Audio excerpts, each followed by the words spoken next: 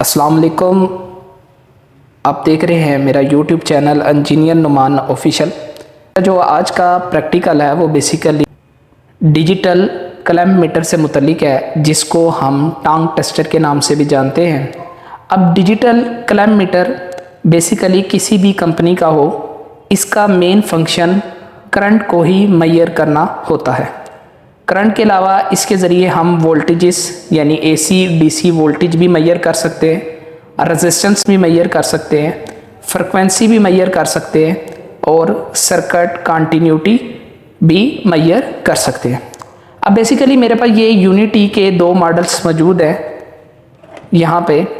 अब इसमें यूनिटी के अंदर आपके पास basically UT 201, UT 202, UT 203, UT 203 plus, UT 204 और UT 204 प्लस मॉडल्स आते हैं। बेसिकली इन तमाम मॉडल्स में UT 201 से लेकर UT 204 तक जितने मॉडल्स होते हैं, इनके ज़रिए आप करंट को मेजर कर सकते हैं। बस बेसिकली क्या होता है कि इसके अंदर कुछ वैल्यू का फ़र्क होता है। अब जैसे ये मेरे पास मॉडल मौजूद है UT 201, इसके ज़रिए आप AC करंट मालूम कर सकते हैं, लेकिन DC करंट को इसके ज़रिए आप मालूम नहीं कर सकते और ना ही इसके ज़रिए आप फ्रिक्वेंसी को मालूम कर सकते हैं। अब ये जो मेरे पास मीटर मौजूद है UT 203 प्लस, इसके ज़रिए आप मुख्तलिफ़ तरह की वैल्यू को फाइंड कर सकते हैं। अब इसके मुतालिक मैं आपको बताता चलूँ। बेसिकली ये इसकी क्लैंप साइट होती है, जिस चीज़ की आपने करंट को फाइंड करना होता है, आपने उस जगह पर एक वायर को कनेक्ट करना है। अब उस सर्किट में से जितनी करंट फ्लो हो रही होगी, ये आपको उस जगह पे करंट की वैल्यू को बताएगा। ये बेसिकली इसका डायलर एरिया होता है। डायलर एरिया में बेसिकली यहाँ पे लिखा हुआ है ऑफ। इस जगह पर आप इसकी फ्रिक्वेंसी यानी AC फ्रिक्वेंसी जो हर्ट्स में है, जैसे मैंने आपको पिछली वीडियो में फ्रिक्वेंसी मीटर को कनेक्ट करना बताया था, आप इसके ज़रिए फ्रिक्वेंसी को भी देख सकते हैं। इसके ज़रिए आप DC वोल्टेज को भी चेक कर सकते हैं। इसके ज़रिए आप सर्किट की कंटिन्यूटी, डायोड टेस्टिंग और रेजिस्टेंस को चेक कर सकते हैं।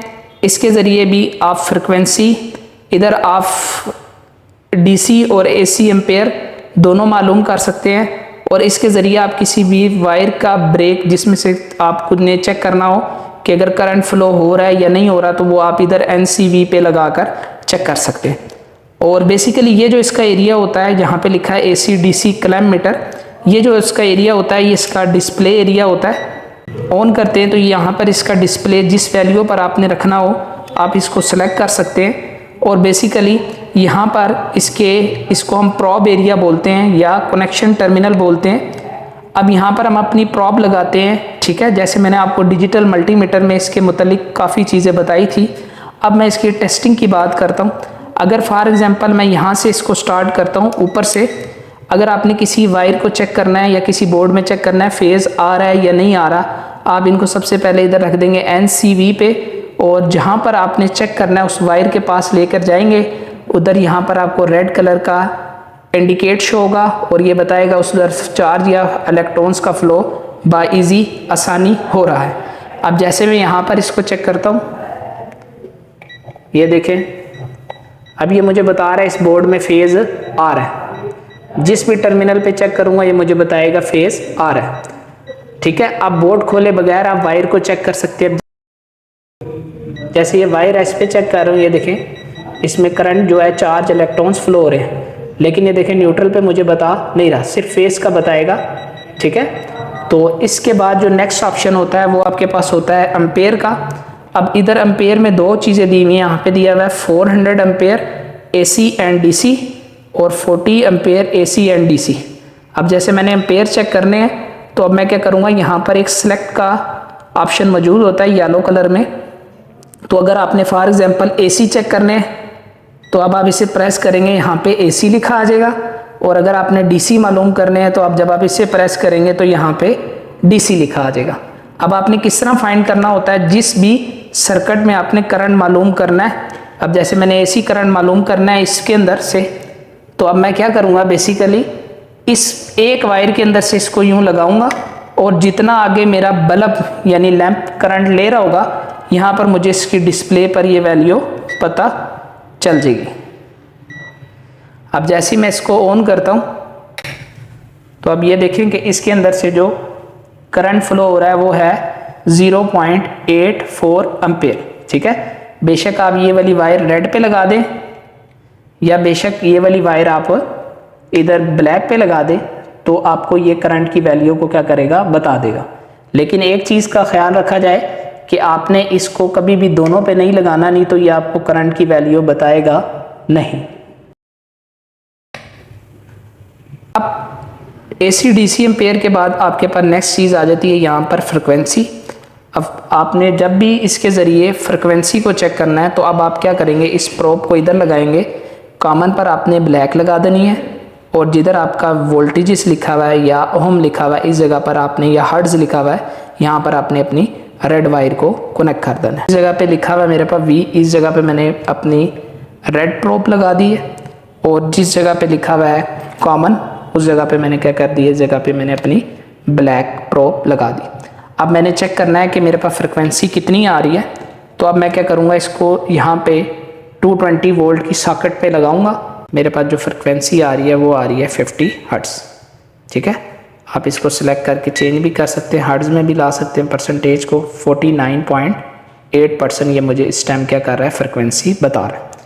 अब जो नेक्स्ट इसके अंदर ऑप्शन होता है वो बेसिकली होता है आपके पास कंटिन्यूटी का, ओम का और डायोड टेस्टिंग का।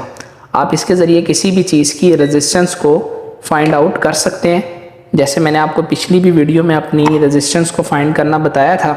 अब मैं क्या करूँगा कि अब इस लैंप की मैंने रेजिस्टेंस लेनी है, तो अब मैं क्या करूँगा कि एक वायर इधर लगा दूँगा, एक प्रोब, और एक इधर लगा दूँगा। अब ये जो इस टाइम मुझे कंटिन्यूटी और इसकी रेजिस्टेंस बता रहा है वो बता रहा है 18.5 ओम। जैसे मेरे पास अभी ये वायर है, मैं चेक करना चाहता हूँ ये अंदर से ब्रेक तो नहीं है। अब एक वायर मैं क्या करूँगा, इधर लगा दूँगा और एक इधर लगा दूँगा।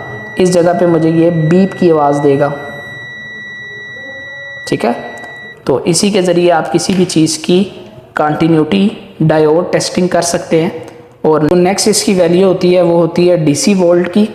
आप इसके ज़रिए वोल्टेज को मैक्सिमम भी कर सकते हैं और मिनिमम भी कर सकते हैं। इसको पुश करके अब जैसे मेरे पास एक बैटरी है DC, मैं इसके वोल्टेज चेक करना चाहता हूँ ये कितने वोल्ट की है। तो अब मैंने क्या करना है, जिस जगह पे लिखा हुआ है माइनस उधर मैंने ब्लैक लगा देनी है, और जिस जगह पे लिखा हुआ है प्लस उस जगह पे मैंने क्या कर देना है, इस तरह करके प्लस लगा देना। अब इस टाइम जो बैटरी मुझे वोल्टेज बता रही है वो बता रही है 7.4 वोल्ट, और अगर इस वैल्यू को मैंने होल्ड करना है तो मैं ये पुश करूँगा तो यहाँ से वैल्यू मेरी क्या हो जाएगी, होल्ड हो जाएगी।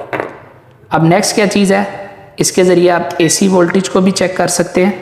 इसी तरह आप यहाँ से इसको फ्रिक्वेंसी पे भी ला सकते हैं और वोल्टेज पे भी ला सकते हैं, और मिनिमम भी कर सकते हैं और मैक्सिमम भी कर सकते हैं। जैसे मैंने इसे लोड को मैक्सिमम पे रख दिया है, अब मैं चेक करना चाह रहा हूँ कि मेरे पास कितने वोल्टेजेस आ रहे हैं। अब मैं इसको इस जगह पे लगाता हूँ, सॉकेट इसको इधर लगाता हूँ। अभी ये मुझे वोल्टेजेस नहीं बता रहा, 1.2 वोल्ट बता रहा है, लेकिन जैसे ही सप्लाई को ऑन करूँगा तो अब ये मुझे इस टाइम वोल्टेजेस जो बता रहा है वो बता रहा है 220 वोल्ट। और ये लास्ट जो ऑप्शन होता है ये इसका ऑफ का होता है। तो वीडियो अच्छी लगी है तो चैनल को लाइक करें, सब्सक्राइब करें